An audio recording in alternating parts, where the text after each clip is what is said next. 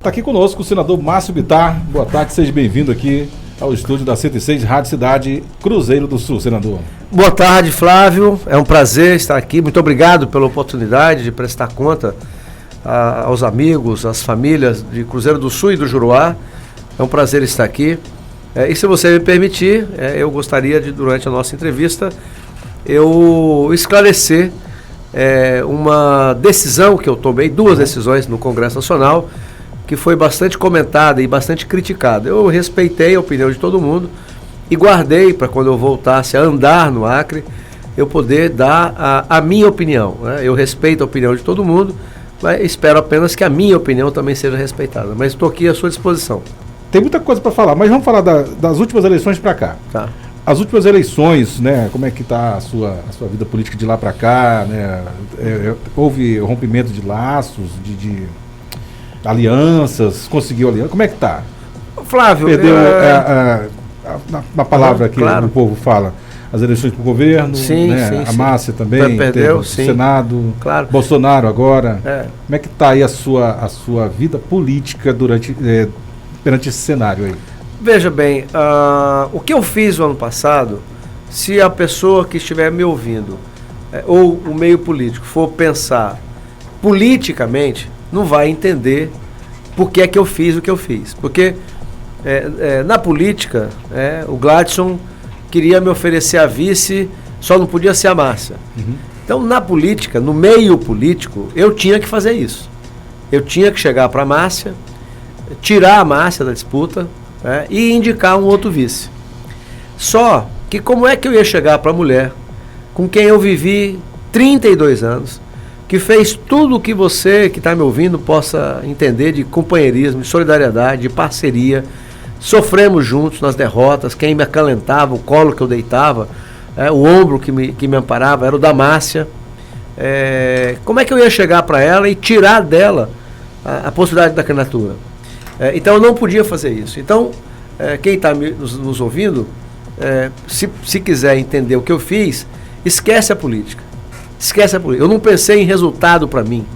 O que eu pensei foi assim, eu vivi 32 anos com a Márcia, é uma grande mulher, foi o melhor casamento que eu podia ter tido. São amigos. Somos amigos, agora acabou. Né? Mas a Márcia foi vítima de uma campanha difamatória que eu nunca vi mulher nenhuma passar no Acre. E eu tinha que ficar do lado dela, eu tinha que defender. Nós temos 3 filhos, eu não podia ser mais um algoz da Márcia. Então, para mim, o pensamento, a partir de um determinado momento, não tinha a ver com o futuro da política e tal. Não, tinha a ver que eu tinha que honrar a mulher que me honrou a vida inteira. Então, por isso eu não estou arrependido. Para o homem que eu sou, eu não tinha alternativa. Eu tinha que estar do lado dela. E ponto. Não tinha alternativa. Teve críticas, né? Aí o povo falando lá, olha, o Márcio se lançou candidato ao governo num determinado partido e colocou a mulher dele lá no outro partido. Aí teve também uma pequena desavença com o Alan Rick. Como é que foi isso aí? Isso é parte da política, né? Como eu te falei, é isso. Eu tinha que acompanhar a Márcia. Então eu saí candidato ao governo mais para protegê-la. A minha candidatura ao governo foi uma decisão, repito, se pensar do ponto de vista político, esqueça. Eu fiz tudo o que eu podia fazer para ajudá-la. A minha candidatura ao governo foi em socorro a ela. Foi uma forma de eu ajudá-la. Mas, então eu não me arrependo. Eu tinha que ficar do lado dela. Uhum. E fiquei. Agora, o futuro, de fato, não nos pertence, pertence a Deus. Agora, Flávio, eu senti muito a derrota do Bolsonaro. Eu senti mais a derrota do Bolsonaro do que as minhas derrotas. Acho que o Brasil perdeu uma grande oportunidade. Nós da Amazônia mais ainda. O governo Bolsonaro, entre outras coisas, tinha comprado completamente a história da continuidade da BR-364, indo até Pucallpa, no Peru, no acordo que fez com o presidente peruano em Porto Velho, por iniciativa dele. No documento consta essa obra, como um dos exemplos do que se teria que fazer para ampliar a relação Brasil-Peru, e não só a estrada, né, mas era um acordo que o Brasil deveria fazer com o Peru, envolvendo toda uma zona de livre comércio nessa região e tal. Então isso agora voltou para o governo. o pessoal que é contra, né, a estrada, que fizeram as leis ambientais mais draconianas, mais perversas do mundo, voltaram para o governo. Então acho que nós perdemos uma grande oportunidade. Mas, ao mesmo tempo, eu tive que me readaptar, porque independente do resultado das eleições, como você disse, eu perdi o governo do Estado, eu perdi o governo federal com o Bolsonaro, mas eu continuo senador. E independente de qualquer coisa, eu tenho a minha obrigação com o Acre. Por exemplo, eu confesso a você que eu fico até meio envergonhado quando pelo menos parte da imprensa em Rio Branco, a Gabriela Câmara, filha da deputada Antônia Lúcia, me convidou para um lançamento de um programa que é titularização. Nós temos um problema grave no Acre. Milhares de pessoas na área rural não têm o título da sua terra. Milhares de pessoas na área urbana também não têm o título do seu imóvel. Quer dizer, a pessoa não pode fazer um financiamento, não é dono. Então, receber o título é como receber uma libertação. Não pode nem vender direito. Não pode. Não pode vender, não pode financiar. Pode vender, mas é papel escondido, é papel... Só na labra. Não tem poder de lei, né? E aí o programa para entregar, ela entregou parece que 700 e me convidou. Eu fui lá, o Gladys estava, o governador do estado. Qual que era a notícia dos jornais? Não todos, claro. Mas a notícia é, o Márcio e o Gladys fizeram as pazes. Rapaz, eu não sou criança para ficar arengando com o governador. Não somos criança. Então, assim, eu acho ridículo esse tratamento. Como é que está a sua relação com ele, com o Gladys? Veja bem, se o Gladson nunca mais me ligar na vida, vai mudar o que na minha vida? Nada. A minha obrigação no Senado tem a ver com ele? Se ele vai me ligar, se ele não vai me ligar, se ele vai me perguntar, a minha obrigação não depende dele. Entendeu? Então, quer dizer, não tem, eu nunca... veja, gente, pelo amor de Deus, um senador da República com um governador ficar de mal, isso é brincadeira. Sabe o que eu acho, Flávio? Um senador, ele não tem o direito de romper com o governador. O que é romper com o governador? Ele não vai no meu gabinete? Eu fico de mal com ele? Que isso é criancice. Eu sou senador da República, eu tenho obrigação com o meu estado. Ele é governador. A concorrência é durante a campanha eleitoral. Depois todo mundo junto em prol do Estado, né? Eu sempre fui desse jeito. Pode pegar a minha vida. Eu nunca misturei campanha e tal. Quem passar da eleição, já disse várias vezes, quem perdeu, se quiser continuar, vai se preparar melhor, vai identificar onde é que falhou e correr atrás e na próxima eleição resolver alguns problemas para ter mais condições de ganhar. É igual no esporte, né? Bom, e quem venceu, ele tem a obrigação de dar resultado. Então eu tenho um mandato de senador da República que não é meu. O gabinete em Brasília não me pertence. Sabe a quem pertence a vaga que eu ocupo hoje no Congresso Nacional, Flávio? É do Acre. Eu tenho dito o seguinte, daqui a 100 anos, todos nós adultos seremos passados. Eu tenho 59 anos de idade, eu não vou viver 150 anos. Então daqui a 100 anos, todo mundo hoje que está na política, que está votando, já foi passado, já foi embora. Mas a vaga do Senado é do Acre. Vai ter alguém lá dentro. Então eu estou ocupando uma vaga que é do Acre.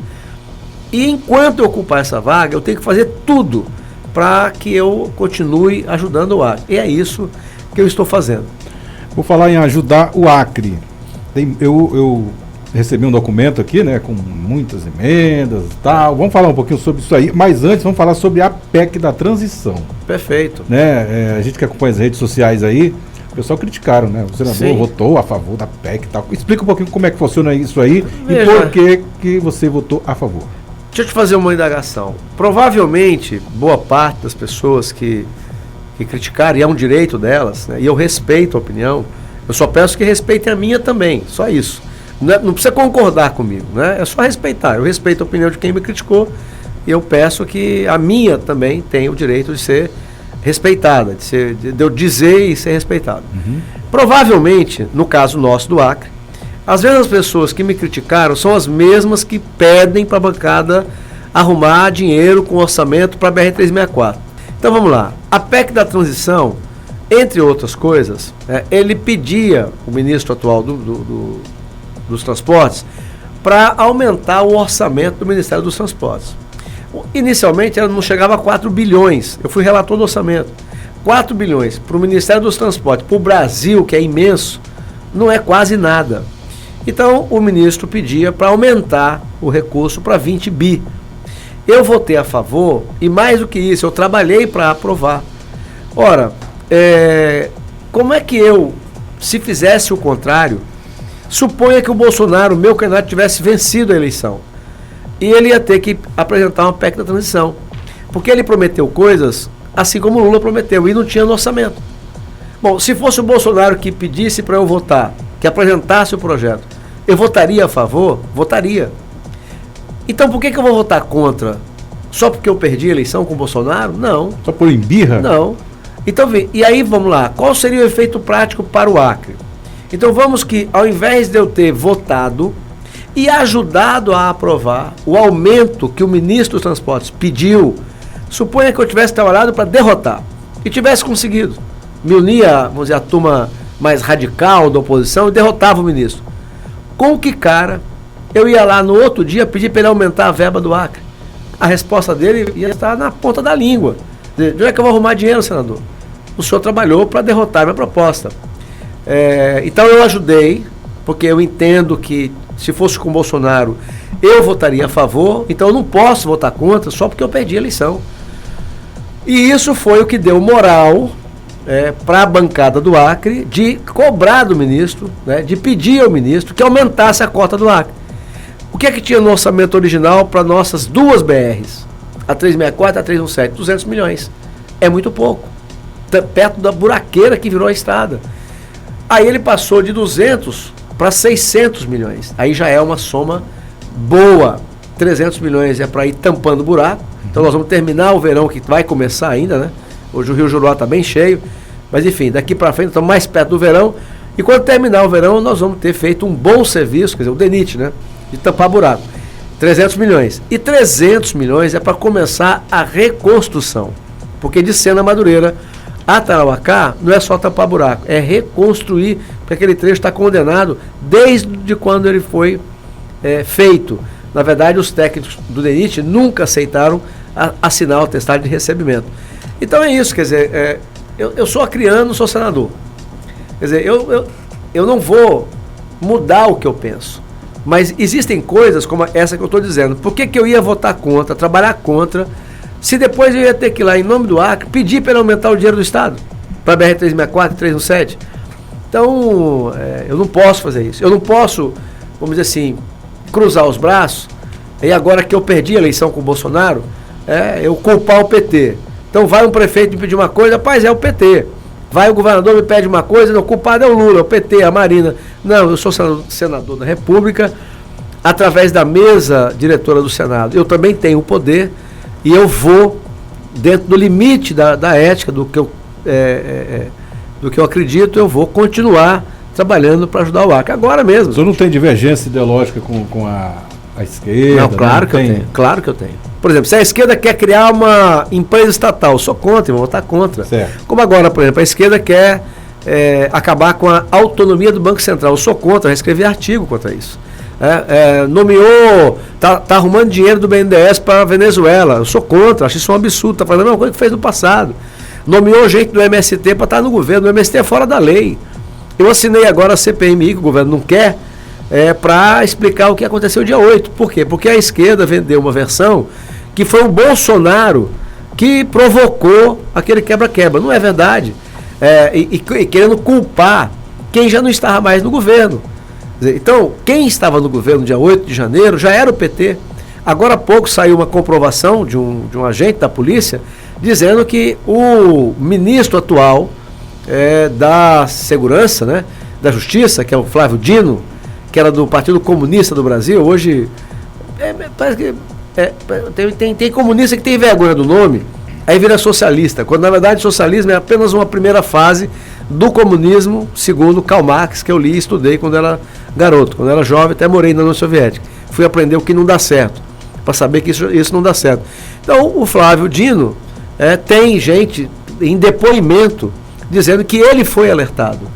Ora, então se vender uma versão sobre a qual há outra coisa, nós temos pessoas presas no Acre que não depredaram nada, elas estavam aqui, não foram para Brasília, não depredaram, não quebraram nada, não invadiram nada, e estão presas. Por conta disso.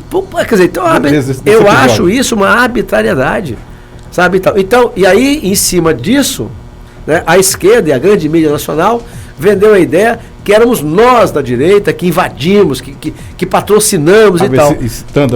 Que nós seríamos os responsáveis. Por exemplo, o governador do DF foi afastado por 90 dias sem culpa nenhuma. Tanto que agora foi reintegrado. Então, quem é que estava no governo? Era o Lula. Quem era o ministro da Justiça? É o Flávio Dino. E aí hoje, como eu falo, tem gente dizendo em depoimento que ele foi alertado. Então, a CPMI é um instrumento do Poder Legislativo para poder elucidar toda essa questão e colocar os pingos nos is. Então, a minha divergência com a esquerda é ideológica. Agora, eu não vou votar contra o governo em tema... O que tem a ver? A BR-364 é ideológica? Não. A BR-364 é do PT? É do PCdoB? É do MDB? Ela é minha? Não, ela nem é minha, nem é da esquerda, nem é da direita. É uma obra de infraestrutura. Não tem cor partidária. Você veio pela estrada? Não, eu fui pela estrada até semana passada. Eu fui para Sena Madureira, um buraco só, e fui para Mandelbano, um buraco só. Agora eu vim de avião porque eu saí de Brasília ontem, estava trabalhando, e não tinha como eu chegar em Rio Branco, pegar a estrada. Ontem eu tinha que chegar aqui, hoje cedo eu fui para a rádio onde você trabalhou, já dar a primeira entrevista. Mas eu sei como é que está a estrada. Rádio Juruá, pode falar. Rádio Juruá, Você falou dos 300 milhões para a BR-364. 600. Foi aprovado, né? 600 milhões. Tem acompanhado aí o DENIT, como é que está sendo? Temos os 300 milhões para recuperar a BR. Ele vai ser mais rápido, porque você não precisa fazer nova licitação. Já tem a licitação feita, as empresas já são contratadas, então é dinheiro na veia. Não tem tempo a perder. Os outros 300 milhões, que é para começar a reconstrução, também não vai demorar muito, porque o processo está pronto para licitação. Por que está pronto para licitação? Porque o DENIT, já no ano retrasado, começou a preparar o projeto executivo da reconstrução desse trecho da BR-364. E ele ficou pronto ano passado. Antes que escolhamos mais, né? Antes que escolhamos mais. Então, esse dinheiro é para ser usado todo ele esse ano. Se nós da bancada, em parceria com o ministro da Infraestrutura, fizermos isso mais 2 anos, a gente resolve o problema da 364 e da 317. Deus quiser. Vamos falar agora sobre... você falou em dinheiro na veia. Deixa eu ver aqui, eu anotei aqui. 700 milhões de reais. O que significa? A emenda obrigatória 700 milhões de reais. O Acre obteve. Vamos falar sobre isso aí. Eu participei, eu aproveito a sua audiência para chamar a atenção. Nós temos um estado pobre, metade da população do Acre é pobre, nós temos um dos maiores índices de desempregos do país, metade da população adulta, para vencer o mês, precisa de uma bolsa, de um auxílio do governo. Nós temos hoje uma relação com a sociedade. O Estado brasileiro, o Estado no Acre, aceitou, é o que eu tenho visto, aceitou as facções criminosas. É assim, no começo, quando elas apareceram, sei lá, há 20 anos, não sei, não lembro mais, havia uma sensação de que nós íamos vencê-las. A impressão que eu tenho hoje é que o Estado, não é governo, é o Estado, a política de Estado, já compreende que não vai vencê-la, vai conviver com ela. Então, isso é trágico. Hoje nós temos, na pobreza que nós temos no Acre, nós temos homens e mulheres. Eu vi um relato agora, semana passada, em Rio Branco, de uma avó dizendo que quem ajuda a levar comida na casa é o neto. E o neto dela leva dinheiro para a avó, leva mantimento para a avó. De onde? Do narcotráfico. Ele faz parte de uma facção criminosa. Então veja, isso é uma tragédia. Você tem hoje famílias no Acre, avós, pais, mães, pessoas de uma certa idade, pobres, que não têm trabalho, porque o Acre não tem atividade econômica quase nenhuma, e aí um neto ou um filho que acaba tirando do narcotráfico, da cocaína, da Bolívia e do Peru, que alimenta as facções no Acre, esse sustento. Então você cria uma tragédia, porque olha a contradição, esse avô e essa avó, com certeza, com raríssimas exceções, foram criados para não querer o seu filho no mundo das drogas. E, de repente, na sua velhice, ele está se alimentando de um recurso que o neto está trazendo, tá? E que ele ganha esse dinheiro fazendo parte de uma facção mexendo com droga. Isso é uma tragédia. Qual é a notícia boa para o Acre? Notícia boa para o Acre que é um alento, né? Eu falo qual é o alento? O alento é que há 10 anos, há menos de 10 anos, o Congresso Nacional não tinha R$1 de emenda obrigatória. Então a bancada do Acre, o que ela tinha de emenda obrigatória por lei? Nada, zero. Então, assim, em 2014, pela primeira vez, o Parlamento brasileiro passou a comandar um pedacinho do orçamento. Em menos de 10 anos. Vamos falar do Acre, que é o que nos interessa, porque isso vale para o Brasil inteiro, né? Então, em menos de 10 anos, a bancada federal acreana, que há 10 anos não tinha direito a R$1 de emenda obrigatória, passou a ter esse ano 700 milhões, algo em torno de 700 milhões ano. Isso é muito dinheiro. Dinheiro na veia. Isso nunca existiu. O auge do MDB governando não tinha isso, e o auge do PT governando isso. O Acre nunca viveu a situação de poder contar pela lei, independente do presidente da República, com 700 milhões ano. E qual é a minha preocupação? A minha preocupação é que a única forma de não receber esse dinheiro é não tendo projeto, é perdendo prazo, é o Estado não tendo equipe técnica à altura desse valor de dinheiro. Para você ter uma ideia, você que está nos ouvindo, no orçamento do Acre, nosso orçamento, o que é que sobra para investimento? Menos de 200 milhões. Então, o orçamento do Acre dá ao governador, seja ele quem for, hoje é o Gladson, menos de 200 milhões para investimento, para fazer uma ponte, para atender os municípios, abrir área rural, para tudo. A bancada passou a ter 700, 3,5 vezes mais do que o orçamento, o que o Estado tem para investimento. Mas se o Estado não se preparar, se as prefeituras não se prepararem com a MAC, nós podemos cometer um pecado, que é perder dinheiro, como o pecado que já está acontecendo no Acre. Eu vou te passar, Flávio Rocha, não é com alegria, é com tristeza. Barros. Desculpa, Barros. Eu vou te passar, Barros, uma informação que é oficial. De 2008 a 2020, período de 12 anos, o Acre devolveu para Brasília 91 milhões na saúde. Isso é um pecado. Então, eu tenho feito esse alerta. Era para ter aproveitado. Claro, nós estamos com a saúde de primeiro mundo para devolver 91 milhões em 12 anos. Logo na saúde, voltar o dinheiro assim. É um absurdo. Né? Então, eu tenho feito esse alerta.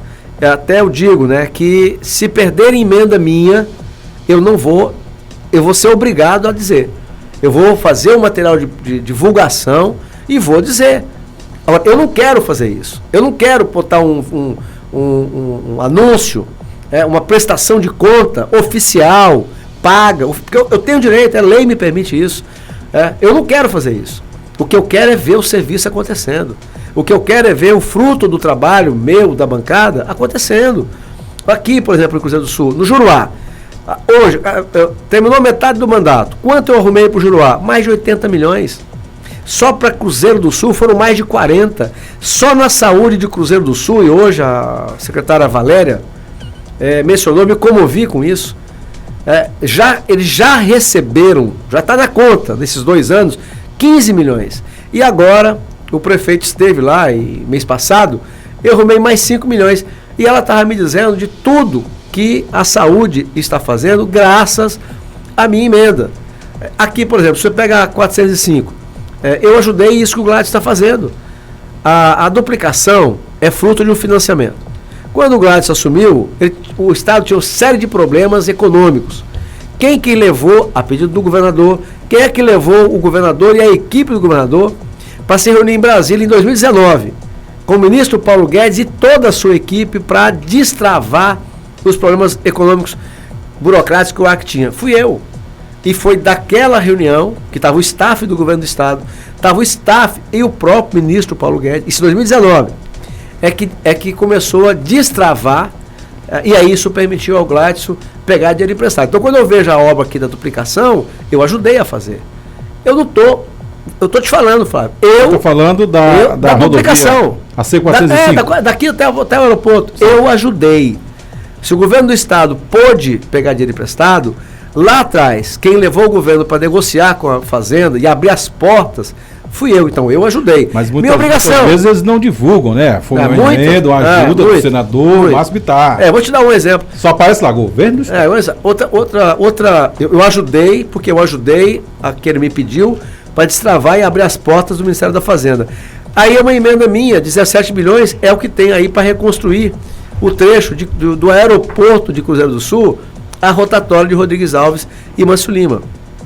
Fui eu que arrumei 6 milhões, quando eu trouxe aqui em Cruzeiro do Sul, à época, o Davi Alcolumbre era o presidente do Senado. Aqui, do lado do Gladys, o Nicolau, no micro-ônibus, ele estava andando e tal, vendo coisa e tal, fomos no lugar da ponte, e ali é que eu descobri que o governo do Estado não tinha nem o pré-projeto. Na mesma hora, o Davi Alcolumbre, o presidente, ligou para o relator do orçamento e conseguiu colocar 6, 7 milhões, que foi o primeiro passo para a obra acontecer, que era o pré-projeto. Agora o ministro disse ao Alan Rick, quando ele foi representando a bancada, ele é o coordenador, eu lancei o Alan como coordenador, apoiei, ele disse que tem já 42 milhões do orçamento próprio do DENIT, que vai ser suficiente para pagar o projeto executivo e fazer a licitação e começar a obra. Então, e vou continuar. Agora, é preciso que o governo e as prefeituras, através da AMAC, estejam atentas para não perder dinheiro. Senão, a gente fica arrumando dinheiro e volta a 50 milhões, volta a 100 milhões. 91 milhões. Tá doido, cara. Não é possível, né? Vamos falar em AMAC, né? Associação dos Municípios do Acre. Vamos dar um giro pelos municípios. Vamos falar, fazer um resumo sobre as emendas, os investimentos que foram alocados por Vossa Excelência durante esses primeiros 4 anos, começando por Cruzeiro do Sul. Olha, Cruzeiro do Sul tem 17 milhões, que é tanto Cruzeiro quanto Mâncio Lima e Rodrigues Alves também, porque ajuda tudo, que é refazer aquele trecho do aeroporto até a rotatória Rodrigues Alves e Mâncio Lima. Certo. Na saúde, eu dei 2 trevo da Santa Rosa, melhor dizendo, para as pessoas que estão nos ouvindo. Isso, do aeroporto até lá. Lembrando que nós estamos ao vivo, agora são 3 da tarde, mais 57 minutos, estamos ao vivo aqui no Clube Cidade com o senador da República, Márcio Bittar. Para a saúde, o primeiro dinheiro que eu arrumei para eles ainda foi há 2 anos, foi 2 milhões. Depois arrumei 10 milhões,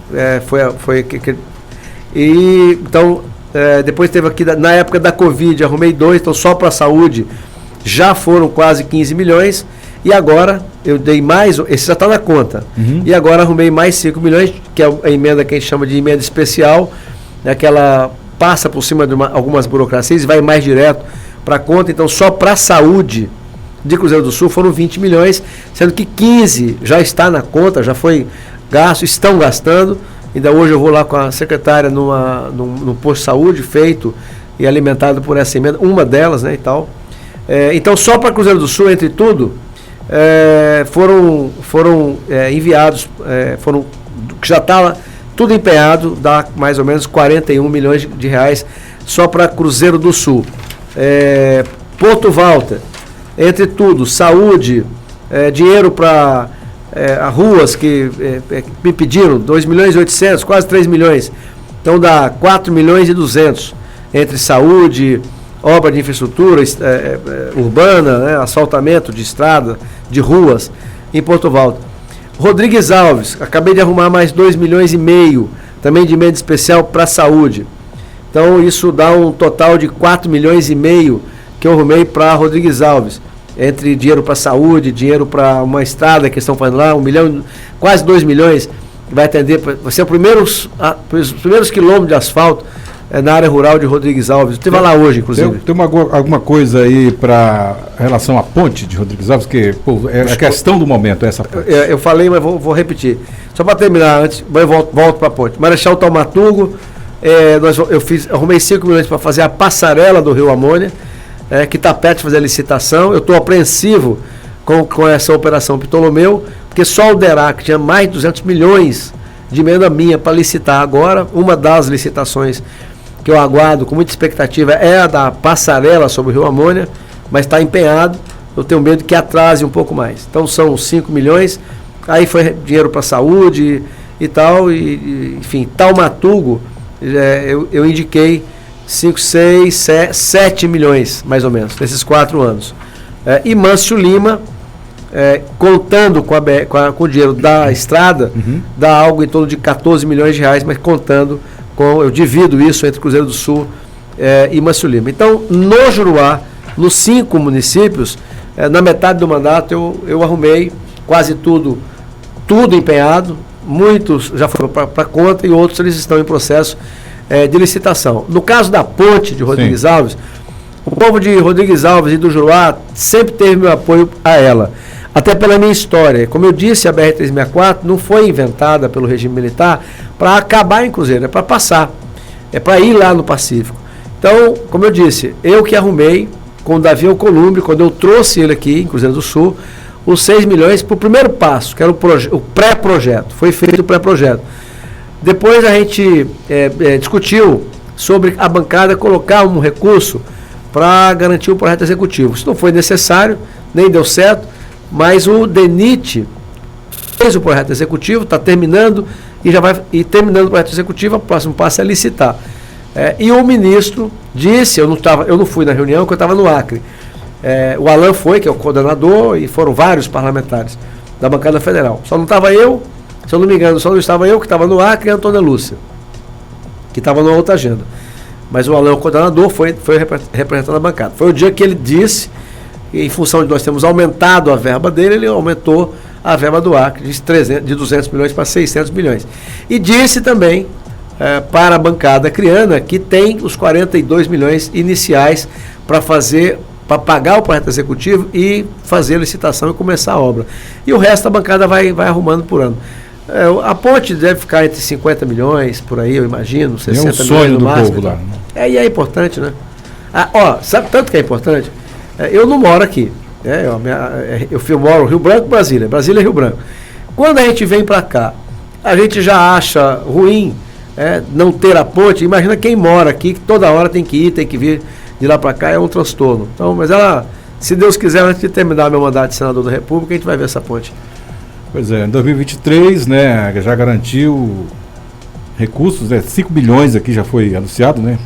Cruzeiro do Sul, 2 bilhões para Rodrigues Alves. Sim. Muito bem. Eu ia comentar sobre a eleição da mesa diretora do Senado. Também foi alvo de críticas nas redes sociais. Veja, mais uma vez eu respeito e eu deixei para responder às críticas. Eu sou homem público, eu não tenho problema nenhum com crítica. E respeito a opinião, já disse isso. Só quero que respeitem a minha também. Eu acho que eu também tenho o direito. E até de divergir. Veja bem, eu perdi a eleição estadual, perdi a eleição nacional com o Bolsonaro, mas continuo senador da República. O grupo de senadores que comanda o Senado, eu faço parte desse grupo. E lá atrás, quem me orientou a apoiar tanto o Davi Alcolumbre quanto o Pacheco foi o próprio presidente Bolsonaro. Acontece que teve uma candidatura que eu acho que foi equivocada, que é a do meu amigo Rogério Marinho, porque a chance de ganhar, na minha avaliação, era praticamente nenhuma. Então, o que é que eu ganharia para o Acre de eu me juntar a uma chapa de oposição ao governo, né, uma oposição meio radical, sabendo eu, e a minha conta estava certa, que a chance era imensa de perder. Eu hoje teria rompido com o grupo, que é poder no Senado, para acompanhar uma candidatura radical de oposição e perder a eleição. Quer dizer, eu ficaria isolado no Senado. Se eu fico isolado e enfraquecido no Senado, como é que eu ia ser útil para o Acre? Então, eu acho que quem representa estados pobres precisam pensar muito antes de tomar certas posições, porque o Estado precisa da gente. Seria cômodo para mim eu nesses próximos 4 anos, fazer a oposição radical ao PT. Eu sei que no Acre, na Amazônia e no Acre, tem uma rejeição imensa ao PT. Eu sei disso, eu enfrentei o PT a minha vida inteira. Então seria, vamos dizer, cômodo. Agora, isso tem um preço. E o preço é eu não conseguir ajudar tanto o meu Estado. Eu cruzaria os braços e todas as demandas que chegassem a mim, eu ia tirar o corpo de banda e culpar o governo. O governo que ganhou foi do PT. E o que eu posso fazer? Não posso fazer nada. Quando, na verdade, eu posso fazer. Todos os ministros precisam do Senado. Todos, sem exceção. E é preciso que a gente separe, Fábio, o que é ideologia, que é programa, que é aquilo que são teses do dia a dia do trabalho parlamentar. Eu te dei um exemplo. Que coloração política tem a BR-364? Nenhuma. Ela não é do Orleí, ela não é do Gladys, ela não é minha, ela é do povo acriano. Então, você ajuda o ministro em cima de uma demanda que você acha correta, justa, do dia a dia, e, em compensação, você está no Senado, tem poder para cobrar para o seu Estado. Por exemplo, eu fui no ministro das Comunicações. Nós sabemos que a região norte é a pior conectividade do país. Eu estou aqui com a TIM. O Senado mudou de Vivo para TIM, não funciona. Toda hora o rapaz que está comigo, o Thiago, ele emenda o celular dele com o meu, tem um nome aí para isso. Pareamento. Pareamento, porque não funciona. Roteamento. Quer dizer, eu tive aqui uma vez, se eu não me engano, no casamento do Marcelo, meu amigo, irmão, Marcelo Tomé, estava eu com a minha ex-esposa. Rapaz, a minha ex-mulher foi no salão, como elas foram todas, e aí cortou comigo, passou 2 horas sem ninguém falar com ninguém. Agora, isso era uma festa, claro que tem importância, mas os negócios param, para a transação bancária. Como é que uma empresa vai se estabelecer aqui se ele não tem conectividade? Como é que está o 5G, entre aspas, em Então, Rio o 5G o leilão do 5G deu para o governo brasileiro, e aí a política de Estado, isso começou no governo do Bolsonaro, não é política de governo, é política de Estado, deu 1 bilhão de royalties. E esse 1 bilhão, ele foi destinado para o norte do Brasil, para melhorar a nossa conectividade. Então, isso está em andamento. O Ministério está em andamento, um programa do ministro, do Ministério, que começou no governo passado, e vai chegar um linhão via fluvial aqui em Cruzeiro do Sul, vindo do Amazonas, e outro vindo, parece que de Rondônia, se eu não me engano, que vai chegar em Rio Branco. Fora isso, o governo do estado incorporou um programa que o Rondônia, o Amapá estão fazendo, que é a infovia local do estado, né? Bom, aí isso, nós é que temos que arrumar o dinheiro. Então está calculado em 23 milhões, a bancada já arrumou 6, e eu estive com o ministro para garantir a ele que a bancada vai arrumar o restante do recurso, porque essas duas ações, a do governo federal e a do governo do estado, vão ser capazes, né, de resolver o problema da falta de conectividade na nossa região. A internet é um problema grave. Uma bomba. É uma bomba. Então eu seria covarde se eu cruzasse os braços e ficasse só culpando o PT.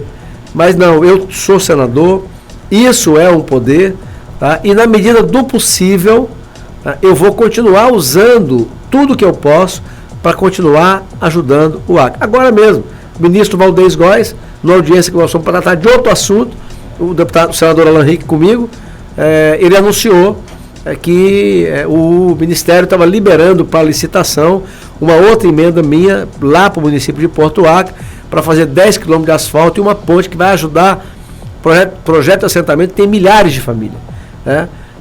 Enfim, então é isso. O Senado é poder também, e eu não posso votar contra o governo em certas matérias que não são ideológicas só porque eu perdi a eleição, que é o caso do dinheiro que o Renan Filho pediu sem cor partidária. No orçamento, sem cor partidária. Tá certo. E qual foi o seu maior desafio durante esses primeiros 4 anos de Senado? Agora, Flávio, eu confesso que eu não esperava. Eu não fui eleito senador imaginando que eu ia ser relator do orçamento. De repente deu certo, eu fui relator do orçamento. Porque eu fui relator do orçamento, eu consegui empenhar para o Acre 720 milhões de reais. Minha equipe está atrás, um tanto disso já foi usado, a maior parte está aberto para licitação. Uma delas é que eu te falei do DERAC, tem mais de 200 milhões do DERAC para licitar de emenda minha. Por enquanto, nós conseguimos não perder nenhuma, mas a minha equipe está atenta a isso. Eu não esperava ser relator do orçamento, acabou acontecendo. Enfim, eu estou satisfeito com os primeiros 4 anos do mandato. Eu acho que não estou me gabando por isso, é minha obrigação, é meu dever, mas eu acho que nenhum senador na história do Acre conseguiu em 4 anos empenhar a quantidade de recursos que eu consegui empenhar para o Acre. E ser o homem de confiança do presidente da República. E ser o homem de confiança do presidente da República. Agora, quando a gente perdeu a eleição, eu tive que me reprogramar, né? Eu fiquei calado, momento de dor, de estresse, é melhor você não ficar falando muita coisa, que você pode se arrepender, deixa a poeira baixar. Então, porque é difícil, foi muito difícil para mim. Então eu tenho que me reprogramar, mudou tudo de novo. Né? Assim, voltou. Adianta, por exemplo, o que é reprogramar? Eu tinha um ministro do meio ambiente que eu me afinava com ele, que concordava com a saída para o Pacífico através de Pucallpa. Agora tem a Marina. Adianta eu tentar convencer, ou eu brigar com a Marina, porque ela não vai concordar com essa estrada nunca. Ou se ela falar que concorda, ela vai dizer, eu concordo, mas tem que fazer isso, e na verdade quando você for ver a lista do que tem que fazer, é proibitiva. Né? Então não adianta eu ficar brigando com a Marina, né, para eu convencê-la que tem que fazer a estrada, porque ela não vai ser convencida. Então eu tenho que buscar, mas aí eu não vou pedir nada para a Marina, não, eu vou pedir, mas eu não vou pedir o que eu sei que ela não vai fazer. Mas, por exemplo, eu tenho lutado para tentar recuperar o Igarapé São Francisco e Rio Branco desde 2019. 99, quando eu me elegi federal a primeira vez, foi em 98, e 99 era o primeiro ano. O Igarapé São Francisco virou um esgoto a céu aberto. Famílias que, quando eram crianças, nadaram no rio, pescaram no rio, hoje choram no projeto que nós fizemos para apresentar para o Ministério do Meio Ambiente. E a mulher, eu fiquei emocionado, ela disse, olha, o meu sonho é que um dia a minha filha, uma filha de uns 10 anos, um dia ainda possa nadar, pescar aqui, onde eu pesquei, onde eu nadei e tal. Hoje virou um lixo, é um esgoto a céu aberto. Então eu acho que numa obra dessa, aí a Marina pode entrar. Por quê? Porque é uma oportunidade, nessa segunda passagem dela pelo Ministério do Meio Ambiente, dela ajudar o estado natal dela, já que ela não é mais parlamentar pelo Acre, ela não precisa mais nem do voto do acreano, porque ela é deputada agora para São Paulo. Se isso acontecer, será um milagre, então, né? Então, mas veja bem, eu sou um sobrevivente. Né? Eu busco tirar leite de pedra. Então eu sei que não adianta eu querer convencer a Marina da nossa estrada para Pucallpa, porque ela não vai aceitar nunca. Mas, na área dela, eu tenho defendido uma proposta que casa com ela, que é a recuperação, revitalização do Igarapé São Francisco, que já tem o pré-projeto, tem passos largos dados. E ele pode ser feito sem que ela tenha que gastar R$1 do orçamento do ministério dela. Por quê? Porque tem um programa no Brasil que é a conversão de multa. Então você pega uma Petrobras, ela deve bilhões, ela tem bilhões de multa para pagar. Então pega uma multa de 1 bilhão, ou de meio bilhão, 500 milhões de reais. Na hora que ela faz o acordo para uma ação de recuperação ambiental, e o Igarapé, que virou esgoto a céu aberto, é uma recuperação do dano ambiental, a multa é perdoada 60%. Desde que os 40% restantes, eles vão para um fundo, foi até criado no Acre, para gerir esse dinheiro, para fazer a obra acontecer. Então, ela tem uma multa de 500 milhões, mas se ela fizer um acordo com o Ministério do Meio Ambiente, com o governo federal, é tudo oficial, e ela usar o dinheiro para recuperar um dano ambiental, recuperar o Igarapé, uma encosta de morro, enfim, aquela multa ela é perdoada em 60%. Então ela pode nos ajudar. Eu já combinei com o Alain, com o Veloso, com o Roberto Duarte, com a Antônia Lúcia, com do Brasil é o Veloso, o Ulisses e a Meire. Se ela topar, a gente faz uma parceria. Ela consegue algumas empresas que estão devendo multa, faz a conversão e a gente arruma um pouco da emenda. Cada um parlamentar arruma um pouco. A obra está orçada no 200 milhões. Se ela arrumar metade, pelo menos, isso não faz em um ano. Aí a bancada pode, em 2 anos, arrumar o resto para fazer uma obra que seria uma recuperação de um Igarapé que corta Rio Branco ao meio. E é o sonho do povo lá. Então, é isso que eu falo de readaptar. Né? Aí você pega o ministro Valdez Góes. O ministro Valdez é uma indicação do União Brasil. Aí, bom, mas como é que é? O União Brasil tem o Davi Alcolumbre, que é um senador importantíssimo. Eu não vou acompanhar o Davi nas matérias que eu tiver divergência ideológica com o PT. Mas eu ajudei o Davi a ter poder. E o governo precisa do Davi. Então, na prática, se você não tiver preguiça, você vai buscando brechas, mesmo num governo com o qual você não se alinha ideologicamente, e no dia a dia você arruma maneira de ajudar o seu Estado. Se fosse um Estado rico, já tinha obrigação, com um Estado pobre como o nosso, a obrigação é muito maior. E o Acre precisa de um homem, de um parlamentar como você. Eu que acho... acredita nos ideais, que luta pelo seu Estado, independentemente de cores partidárias. Vou continuar. Eu te agradeço, Flávio. Eu vi uma frase de um ex-senador. Ele foi muito poderoso durante 24 anos, teve 3 mandatos. Ele levou muito dinheiro para Roraima, mas perdeu a eleição. Teve 3 mandatos, quando ele foi tentar o 4º, ele perdeu a eleição. Mas uma experiência muito grande no orçamento. Ele participou o tempo inteiro do orçamento. Foi relator 2 vezes e tal. Relator geral. E eu não tenho vergonha de buscar conhecimento com quem quer que seja. E a minha equipe de orçamento, trabalhou com ele. Né? E eu respeito o cara. E aí eu fui pedir a ele uma reunião, quando eu virei relator, para tirar uma série de dúvidas, conversar com ele, a experiência dele, beber da experiência dele. E aí tivemos lá umas quase 2 horas de reunião de trabalho, com a equipe que um dia foi dele, que hoje é minha, na casa dele, nos recebeu. Depois ofereceu um café, e aí ele me disse uma coisa que entrou na minha cabeça para não sair mais.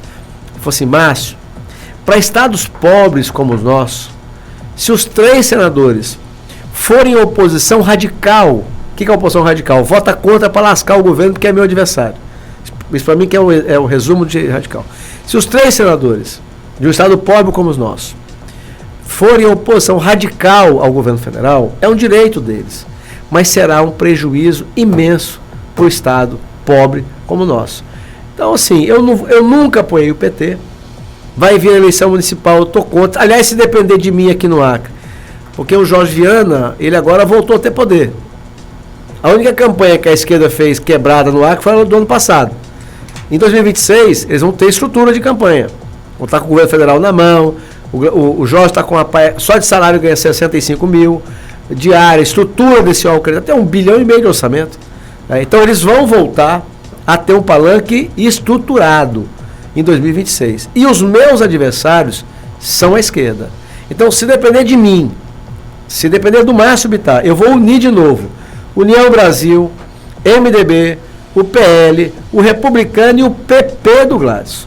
Se depender de mim. Porque o meu adversário em 2026, ele continuará sendo quem sempre foi, que é a esquerda. No meu meio, tenho divergências, mas não são ideológicas como é a divergência que eu tenho com a esquerda. Então, se depender de mim, eu junto todo mundo de novo. Eu já estou trabalhando para isso. Falando das eleições municipais, já para encerrar o nosso papo, agora são 4h17, tem algum plano aí, já está se movimentando já? Cruzeiro do Sul, nós temos visto nas últimas semanas aí nas redes sociais, tem um negócio de umas enquetes, o pessoal coloca lá. Uhum. Tem 2 grandes nomes aqui para Cruzeiro. Uhum. Tem o atual prefeito Zequinha Lima, qual é a sua relação com ele, como é que está a sua relação com ele, e tem a ex-deputada federal Jéssica Salles. Quer se posicionar sobre isso? Eu gosto dos 2, conheço a Jéssica desde adolescente, a minha amizade com a família Salles é pública, eu fui candidato a governador, tem uma história com a família Salles muito longa, muito forte. Eu fui candidato a governador 2 vezes, nas 2 vezes, quem estava na minha chapa era o Wagner Salles, na primeira vez, e na segunda vez, Antônia Salles. Quando eu fui candidato ao governo na primeira vez, com Wagner de vice, nós ganhamos a eleição no Juruá. Nós não ganhamos a eleição no conjunto, mas aqui a gente ganhou. E depois eu fui candidato outra vez com a Antônia Salles. Naquela época, na época da Antônia Salles, eu era o deputado federal mais votado da história do Acre, ainda sou. Eu tive 52.183 votos, isso em 98. Não, desculpa, 2010. Eu confundo a idade, né? E a Antônia, ela era a deputada estadual mais votada do Acre. Ela como vice e o senhor como candidato majoritário. Então, ela tinha, segundo as opiniões, uma reeleição absolutamente tranquila. E eu, segundo as opiniões, também tinha uma reeleição absolutamente tranquila. Então, eu era o mais votado federal, ela a mais votada estadual. Ambos deixamos uma reeleição que consideravam tranquila para disputar o governo de novo e tal. Então, as 2 vezes que eu enfrentei a disputa para o governo, a família Salles estava do meu lado. Né? Então, eu fui deputado estadual com o Wagner. Eu fui deputado uma única vez e o Wagner estava lá. Na primeira vez que o Wagner foi candidato a prefeito, eu não pude apoiá-lo, porque eu era do PPS, do Iderlei Cordeiro. Eu pedi para o Iderlei 3 vezes para eu intermediar, para ele e o Wagner se entenderem, porque nós fizemos a campanha juntos. Eu fui candidato a governo, primeira vez. O Wagner era meu vice, 2006. E o Idelei foi candidato a federal. Eu ajudei o Idelei, o Wagner ajudou o Idelei para se eleger federal. Mas aí, infelizmente, eles não se entenderam e acabou que o Wagner foi candidato e o Idelei também. Então eu não tinha o que fazer. Aí o que eu fiz? Eu não vim. Porque eu não conseguiria vir aqui. Eu sabia que o Wagner tinha mais chance. O Wagner pediu também para eu conversar com o Idelei, para eles se entenderem, mas não deu certo. Não deu certo, não estou criticando, adulto, etc e tal. Só que eu fiquei assim, eu gosto do Idelei, me dou muito bem com ele e com o Wagner. Eu peguei e falei, cara, quer saber, eu não vou para campanha de ninguém, porque eu não tenho o que fazer. E aí eu não vim. Graças a Deus, quando foi para a reeleição, aí eu pude estar ao lado do Wagner para... Eu gosto do Wagner. Eu tenho admiração por ele. Eu conheci o Grajaú, de onde ele saiu. Ele tem uma história muito forte, muito bonita. Vencedor. É até hoje o homem mais votado para a Câmara Municipal de Cruzeiro do Sul, disparado proporcionalmente. Acho que nunca alguém vai ter a votação proporcional, né, que ele teve. Então eu admiro a trajetória do Wagner. Me dou bem com ele, gosto de estar com o Wagner, né, do estilo dele. Eu brinco muito com ele. Eu botei o apelido nele. Meu Chico Bento. Quem conhece o Chico Bento da história de quadrinho pode ver que é ele. Com o tempo eu vi a Antônia chamando ele de Chico Bento. Falei, mas esse apelido fui eu que dei, né? Tenho uma admiração muito grande pela Jéssica. Acho que a Jéssica tem muito futuro ainda pela frente. Graças a Deus ela venceu o câncer. Sim. Ela foi agora, não sei se foi no final do ano ou começo do ano, mais uma vez, fazer exame, deu negativo de novo, graças a Deus. Agora, me dou bem com o prefeito. Quer dizer, o prefeito esteve lá na campanha de Senado, ele foi muito leal comigo, muito fiel, muito firme, né? Eu tenho ajudado em tudo que eu posso. Agora, por exemplo, ele chegou lá, eu já tinha feito as emendas.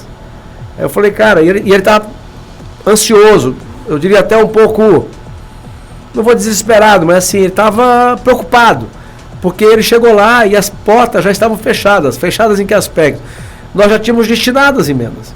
Eu até falei com ele, prefeito, eu fiquei sem entender porque o senhor não veio antes. Mas parece que não avisaram os prefeitos que nós tivemos um aumento no orçamento que ficou para esse ano. E aí eu vi a aflição dele, né? E aí o que eu fiz? Eu já tinha destinado, mas aí eu tirei um pouquinho de cada um, avisei, claro, alguém que eu tinha arrumado, vou tirar 500 mil daqui, sim. E tal, e acabei juntando 5 milhões para atendê-lo. Ele ficou satisfeito, feliz. Hoje ele, o Nicolau, o Zequinha, o Zezinho Babari, a esposa do prefeito, a Lurdinha, a secretária de saúde, enfim, reuniu todo mundo da saúde, o Clodoaldo e tal, para fazer um reconhecimento, um agradecimento, né, e tal. Como eu te falei, se depender de mim, eu vou juntar todo mundo. Você fala, esse Márcio é doido? Não, eu não sou doido, não. Eu sou... eu sei o que eu quero. Então, assim, eu não vejo... eu acho que há como juntar todo mundo. Tá? Como eu te falei, os meus adversários são os mesmos. Em 2026, a esquerda, através agora do governo do Lula, estará estruturada de novo. Então, a minha oposição será eles. Eu vou, da minha parte, eu vou me preparar para evitar que eles voltem ao governo, que eu acho que fizeram muito mal ao Acre e à Amazônia, aliás, ao Brasil. Então, assim, quer dizer, se depender de mim, eu vou juntar o partido do Zequinha com o partido da Jéssica, com o União Brasil, com todo mundo. Tá? Aí você fala, mas aí como é que fica? Calma. Aí está muito cedo, tem o ano inteiro. Quem quer ser candidato, quem está na prefeitura ou quem quer ser candidato... Tem alguns empresários também que foi cotado o nome já também. Quem quer ser, tem um direito, bote o nome, trabalhe. Tem mais de um ano pela frente de pré-campanha. Quem quer ser vai trabalhar. Não vamos nos precipitar. Às vezes a idade ensina isso. Às vezes você discute, gasta energia, e quando pensa que não, o tempo resolve. Quer dizer, porque, então assim, tem muito tempo pela frente, não é o momento de estar nos estressando, né, com coisas que o tempo pode resolver. Então, assim, o que importa é, eu trabalho para unir de novo União Brasil, o PL, o Republicano, o MDB com o PP do Grátis Cameli. Se Deus quiser, né? Se Deus quiser. Para o bem de todos. Se depender de mim, vai ser. Para o bem de todos. Mas foi um prazer recebê-lo aqui no nosso estúdio. Algumas emissoras foi 15 minutos de conversa, mas aqui foi 1h30 de conversa. Nossa Senhora. Obrigado a você pela sua visita, pela sua participação. Se a gente for deixar rolar, tem muito assunto ainda pela frente, mas a agenda, né, os deveres nos esperam. E o nosso tempo é curto, são 4h25. Muito obrigado pela sua participação. Bom retorno. Eu não sei para onde você vai depois daqui. Domingo eu vou para o Alto Juruá, não, né? Não, eu fui para Rodrigues Alves hoje, estou em Cruzeiro do Sul, amanhã vou a Manso Lima. Dessa vez eu fico nos 3. Manso Lima está ouvindo a gente também, através da Rádio Cidade. Porto Walter, Marechal Taumaturgo, Rodrigues Alves. Maravilha. O pessoal do Amazonas também que conhece o trabalho do Márcio Bittar. E aqui em Cruzeiro do Sul, com todos os seus sítios, ramais, chácaras, fazendas, seringais, onde chega o sinal da Rádio Cidade, além dos nossos aplicativos pela internet, pelas redes sociais. Flávio, eu é que te agradeço a oportunidade que você me deu, né, para prestar conta de decisões que eu tomei no Senado, que a população tem todo o direito de ter sua opinião. Eu sou um homem público, de prestar conta do trabalho parlamentar que eu tenho feito. Dialogar, ouvir e dizer que para mim é sempre um motivo de alegria, de prazer e de emoção. Eu estou com 59 anos de idade e já tenho muita história para contar. E quando a gente chega assim, volta a percorrer os municípios, eu vou encontrando pessoas que para mim significam história, sabe? Então eu estive em Rodrigues Alves hoje de manhã e lá na reunião com o prefeito, eu já conheço o prefeito há uns 20 anos, mas tinha gente que eu conheço há 30. Então temos história. Então, quando eu vejo um rosto desse, eu já lembro da história, da época, né, lá de trás e tal. Então isso é a coisa boa, né, da maturidade. Você encontrar velhos amigos, velhos companheiros, pessoas que viveram momentos importantes da vida deles, da minha vida juntos. Então isso sempre me comove, é sempre motivo de alegria, né, de rever as pessoas. Eu quero aqui, por último, agradecer ao prefeito Zequinha pelo evento de hoje. Mais uma vez, ele mostrou grandeza.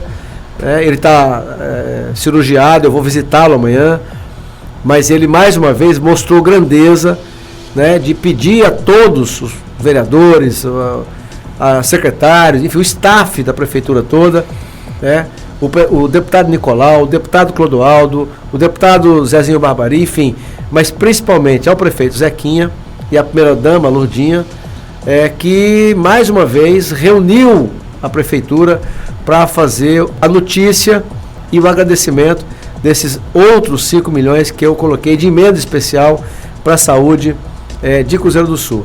E dizer que a fala que me comoveu mais do que todas as falas foi a da secretária Valéria, não é isso? Valéria. Que ela foi dizendo tudo o que eles estão fazendo com o dinheiro que eu arrumei. Então, isso é que é a gratificação. Prestação de contas. Prestação de contas. Transparência. É a transparência e assim, ela foi falando, né, eu digo, caramba, sabe, é como o dinheiro que eu roubei para a Fundação Hospitalar. O João Paulo me disse que há 10 dias já tinha sido operado mais de 1.500 pessoas. Então, eu saber que acrianos de todos os lugares, mais de 1.500, já fizeram a sua cirurgia, que estavam numa fila de espera, por uma catarata, para voltar a enxergar, por uma cirurgia de próstata, e que fui eu que arrumei o recurso que faltava, é impagável. Eu arrumei muito dinheiro para o Estado, vou arrumar mais, mas esse da saúde eu acho que são as emendas mais abençoadas. Você vê o programa de cirurgia cardíaca, quer dizer, o Santa Juliana, em parceria com o governo do Estado, ele faz um programa de cirurgia cardíaca que está salvando acrianos que tem problema no coração. O prefeito de Sena Madureira teve um piripaco na Assembleia, ele foi salvo nesse programa. E fui eu que arrumei os 5 milhões para comprar o material que não tinha mais. Então o relato da secretária Valéria hoje, dizendo tudo que eles estão fazendo com os 10 milhões que eu arrumei no ano passado, é isso que recompensa. Gratificante, né? É isso que é gratificante, é isso que dá sentido ao mandato. Eu termino dizendo que quem tem mandato tem que trazer resultado. E é isso que eu estou fazendo. Agradeço a Deus, a você e aos ouvintes que nos prestigiaram com a sua audiência. Muito obrigado. Okay. Contei comigo. Merece os nossos aplausos, olha aí. Obrigado. Como diz o meu amigo Nelson Liano Júnior. Isso aí, bicho. Nelson Liano. Nelson Liano. Tá bom, Márcio? Foi um prazer receber. Prazer é meu. Romário Tavares aqui, o nosso ex-vereador, né, Romário? Isso. E eleições municipais virão. Um abraço, Márcio. Bom retorno a Rio Branco. Obrigado, filho. E agora são 4 horas e 30 minutos. Esta é a Rádio Cidade FM, a 106,7. A gente vai para o intervalo e volta já. Você está ouvindo a Rádio Cidade RTR de Cruzeiro do Sul. Uma retransmissora da Rádio Cidade 107,1 de Rio Branco. RTR Cruzeiro do Sul. Rádio Cidade. A rádio que pensa em você.